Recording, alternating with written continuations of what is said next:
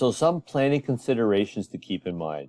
So no matter what planning option is being applied or the status of the master plan, certain planning considerations must be taken into account.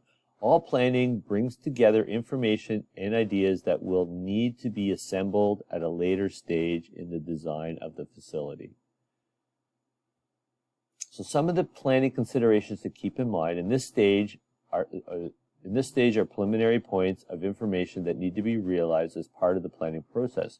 So your site analysis, if you're building something up in Muskoka and it's all rock, that might be a little bit different than coming down to Midhurst where I live and it's very sandy. There is a difference in that site. Assessment information. What is the information that you collected through the assessment? What did you get from your users? What did you get from your surveys, your focus groups, your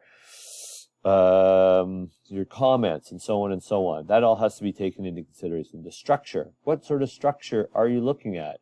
Are you looking at a warehouse-looking building, or are you looking at something with lots of design and lots of architectural features? Now, your cost projections, also important. What is your budget? That is going to come into play. You're going to have to know what your budget is. If you only have a few $1 million and you want to build a hockey arena and pool, they're going to be pretty small.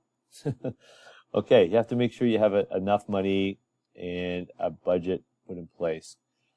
Area impact. Where are you going to build this?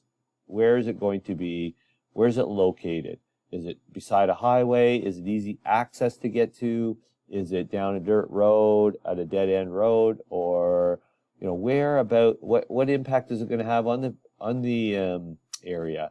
I know there's a golf course in Barrie. It's called National Pines, just on the south end on Huronia, I think. And there's a creek that runs right through it. It's called Lover's Creek. This was assessed as a environmentally sensitive area because of the different species either living there or growing there. So what they had to do when they're building this golf course, even though a golf course is natural, they had to have 100 feet on each side of the creek that they couldn't touch. You can't go in there to look for your golf balls. If you shoot out over the 10th hole and you're hitting your drive and it drops into this environmentally sensitive area, you can't go in. So what is the impact on the area that needs to be considered when you're planning your facility?